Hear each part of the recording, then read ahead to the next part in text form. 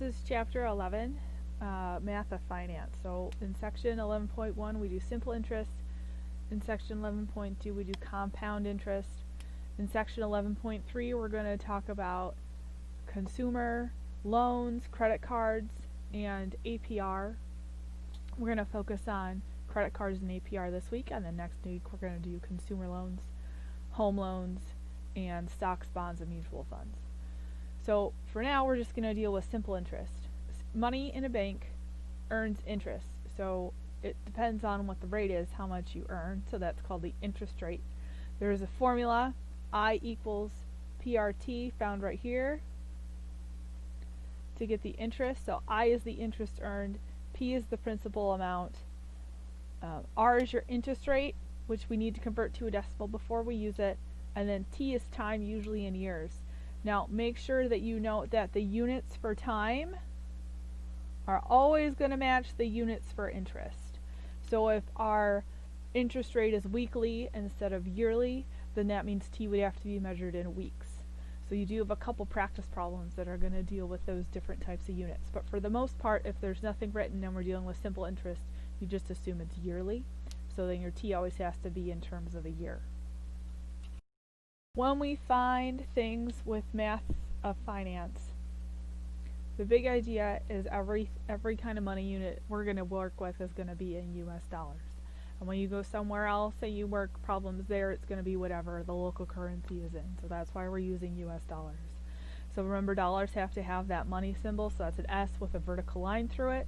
And they should be rounded to the nearest penny, which means 2 decimal places, always. And we're going to use a dot in between to separate them. If we use a comma, that's more European units, so that's a little bit different. So we want to make sure that we're clear. So let's look at example 11.1.1. Calculate the simple interest due on a 3-month loan for $2,500 if the interest rate is 6.5%. Okay, so we're going to use the simple interest rate formula. So remember, that was I equals P times R times T. So P is going to be our principal, and that's going to be our loan amount. That's our P. And then T is 3 months.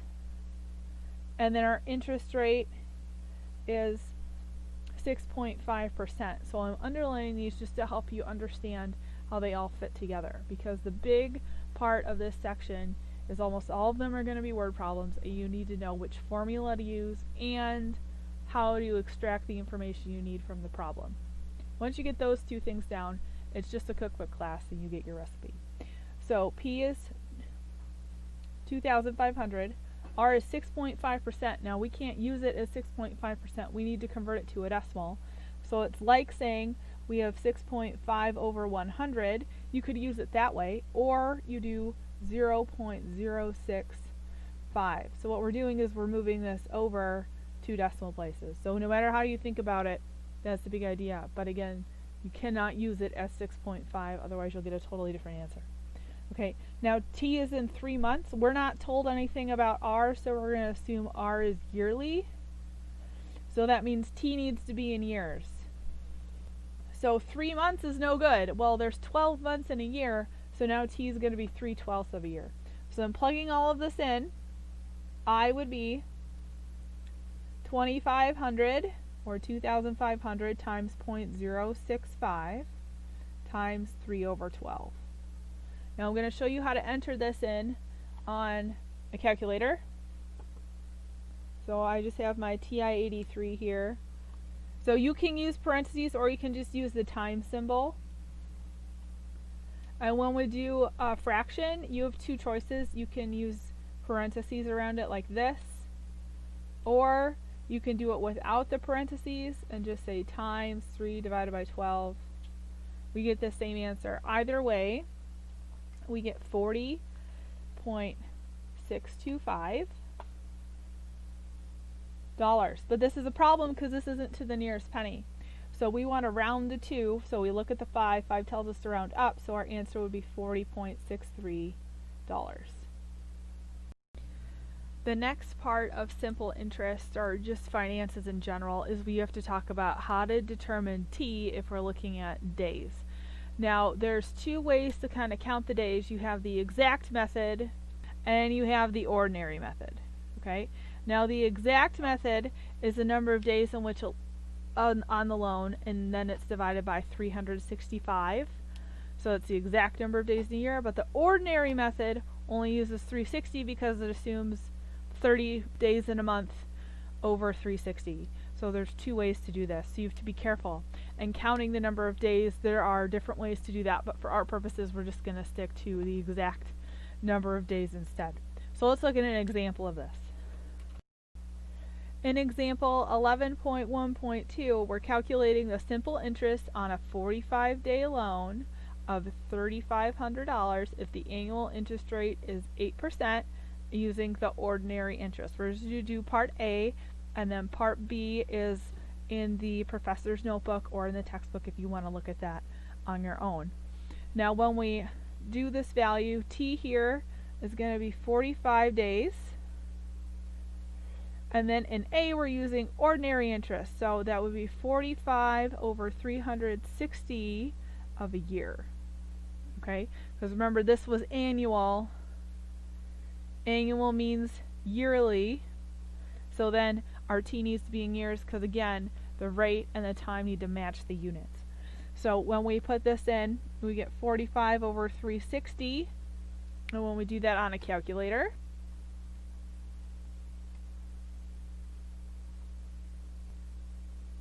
we get $35 and no cents, so 35.00. And you could, since there's no change here, just 35 would be fine. Now when we look at this with the exact interest, our denominator is going to be different because exact interest means that we're using 365 as our denominator. So again, this would be in years because this is annual, which means years. And our value we get is $34.52, so it's slightly less because our fraction is slightly less, because with a bigger denominator, but the numerator doesn't change, the fraction has less value.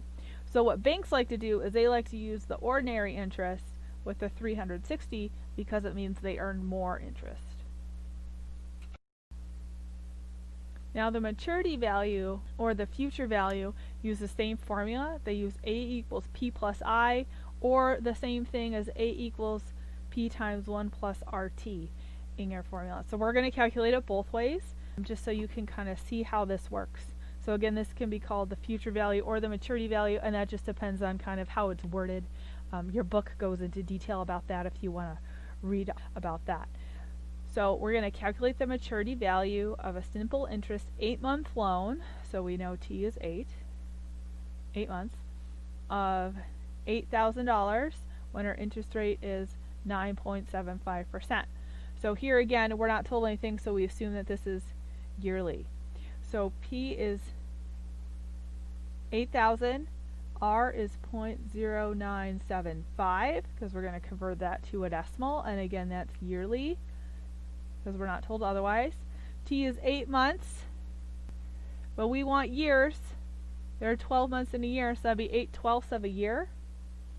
And then our I, remember, was P times R times T. You don't need to memorize the formulas. It's okay to have something in front of you. So when we plug all that in, this time I'm going to use more standard scientific calculator that you may find just to show you that it works the same way. So this is a TI 30X IIB 8,000 times 0.0975 times 8/12, so $520. Okay, but we're not done because we're trying to find the maturity value. We don't want the interest, we want the maturity value. So then we know that A equals P plus I. P was 8,000. I, we just calculated as 520, so we get 8,520. This time we're going to use A equals P times 1 plus RT. So we have our same values from up here. So A equals 8,000 times 1 plus 0.0975 times 8/12. So this time it's going to look a little bit different in our calculator. So again, I'm just going to bring that over to show you. And this would work in any calculator, and if you don't have a scientific calculator, you can always use a graphing calculator, or you can just type it into Google or another search engine and it'll calculate it right there for you. So notice I put parentheses around my 1 plus because we want to make sure that that happens first, and we get the same answer, 8,520. Sometimes we need to find the interest rate, and that's the unknown. So that's when we're going to use the same formula and we just kind of rearrange things. So the maturity value of a 6-month loan of $4,000 is $4,085. What is the simple interest rate? So first we're going to find the amount of interest paid. So first I'm going to label everything. So T is 6 months. A loan of $4,000 means that's my present value, or my P. This is my A because it's the maturity value, so 4085. R is the unknown. That's what we're trying to find. So to find the interest, we're going to take 485, my bigger number, minus my smaller number, so we get $85. And now we're ready to find the simple interest rate. Now we could plug this in as 85 equals 4,000 times R times 6/12, because here again we're assuming yearly. So instead of 6 months, we're going to use 6/12 of a year, or half a year, and plug it in this way. So when we do that, first thing we need to do is we need to multiply 4,000 times 6/12 to get that coefficient. So we get 2,000. So we get 85 equals 2,000 times R. Then to get R alone, we divide. So we get 0.0425.